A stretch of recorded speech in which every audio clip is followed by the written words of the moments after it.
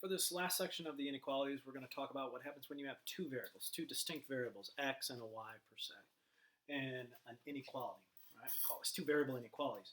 What I want to do is to compare and contrast it to the equation, right? So what I have up here is two variable ... equations, which we should be very familiar with, and compare it to the inequality. Now you can see the similarities here. Here we say y equals x plus 3. We recognize that as a linear equation, meaning it graphs to be a line, and it's also in slope-intercept form, that y equals mx plus b, and we can very easily graph it. So let's graph this. X plus 3 means our y-intercept's at 3, and our slope, of course, is 1. That means up 1 to the right 1, and since it's just a line, you don't need 10,000 points. Now, we plotted a bunch of points when we were doing a system by solving by graphing because we want to see the intersection. Here I'm just graphing a line. Just simply graph a line that passes through those 2 points. All right. Now, what this line really is representing is all the solutions to this. All the solutions where your x-coordinate is 3 less than your y-coordinate, because it's saying your y-coordinate is x-coordinate plus 3. And all these points on this line, every single one of them, including the 2 I plotted, those are all ordered pairs that satisfy this equation. So, for example, this point right here is 1, 4. The x-coordinate is 1. 1 plus 3 is definitely 4. And every single point on here is considered to be the solution to this equation. Now, why we don't really talk about solutions to an equation here is because there's infinitely many. Now, we're not saying any ordered pair works. We got to be very careful there. There are all the points that are on this line. Problem is, all the points on that line, there's infinitely many points on any given line. So there are infinitely many solutions. And what this line represents are all the solutions to this two-variable equation. Now, compare that to a two-variable inequality where you have even more solutions. But again, it's not all real numbers. It's just there's more solutions that we have to consider here.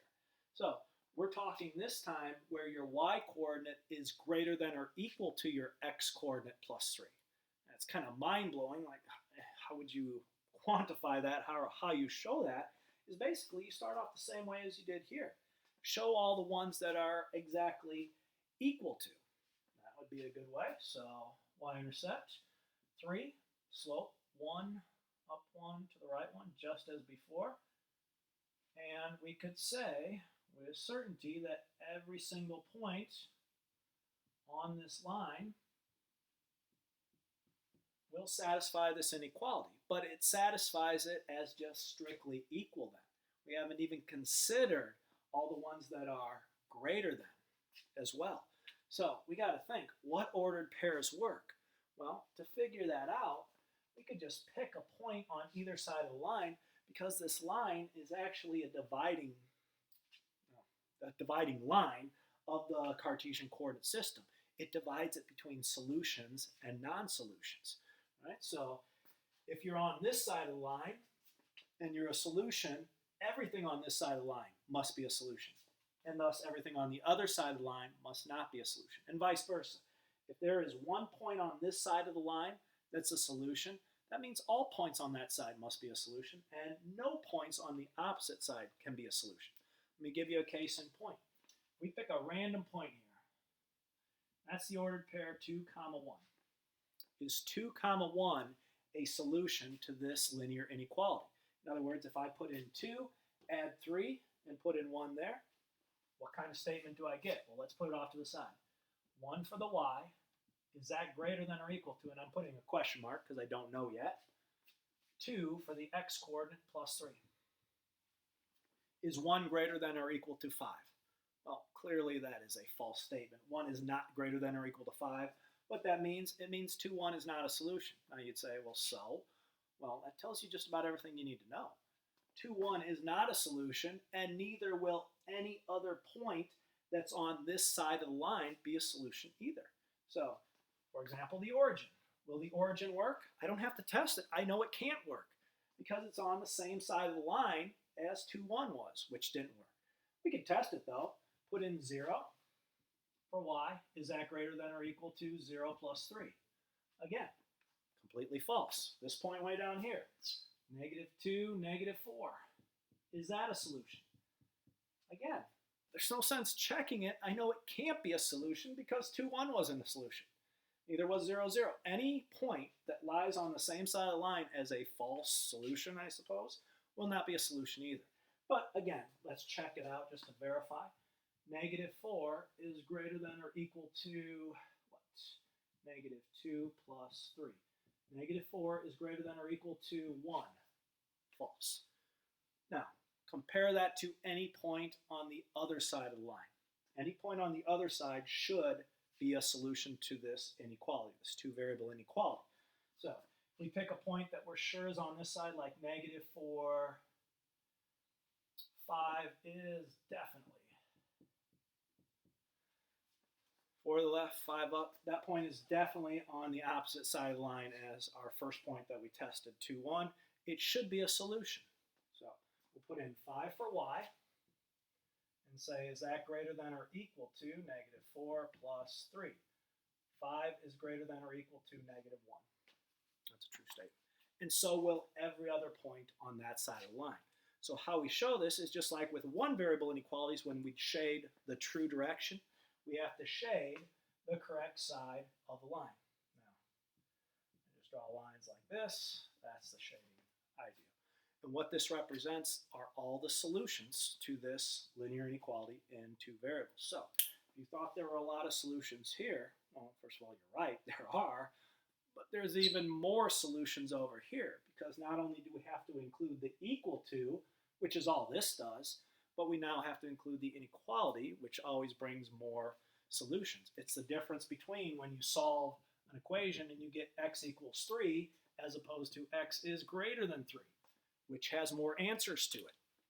That has 1, you can count it. This has infinitely many. Any number greater than 3 is a solution. And that's the same problem we run into here between equations and inequalities. But the same idea holds true. So if you can handle an equation, linear equation in two variables, should be able to handle a linear inequality because it just involves some extra checking where your solution lies, and it's always one side of the line or the other. So you just got to figure out a good test point, which is what this 2, 1 was. It was just a random test point that was not on the line. Make sure it's not on the line and make sure you know which side of the line it's on. If it's true, great. Shade all the points on that line, on that side of the line.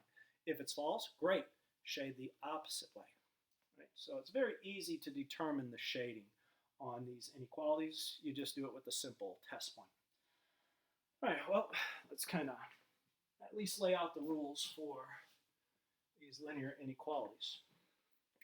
So let's call these steps to solve, but let's really say graph, because solving is not really a good word. Just like here, I don't say, hey, solve this for me. Well, there's my solution. That line is my solution. We don't really talk that way, but we could think of it intuitively that way. So we're really talking about graphing. Steps to solve, or we're talking graph a linear inequality.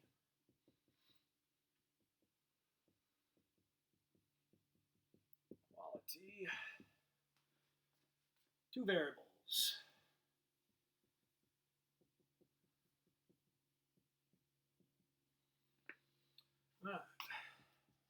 Step one.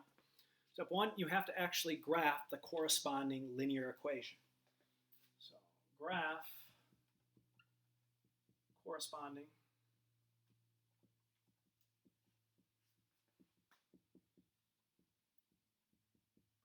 linear equation. Now, there's a little asterisk with this. We have to be a little bit careful, something that we didn't really run into over here. I didn't want to get into that just yet, but we do have to consider it when we go through these two variable inequalities. And you can see that's exactly what I did. When I ran into this, I said, well, let's just graph the line y equals x plus 3. And that's what I did. I graphed the line y equals. That's your boundary line. That separates solutions from non-solutions, or non-solutions from solutions. Right? That's our dividing line. That's what it is in a linear inequality. Now, the reason I put a little asterisk over here is because you have to be careful, right? How you draw that line. And it has to do with the inequality. Not greater than or less than, but the equal to part, right? If you have greater than or equal to, less than or equal to, either one of those symbols, it's always a solid line.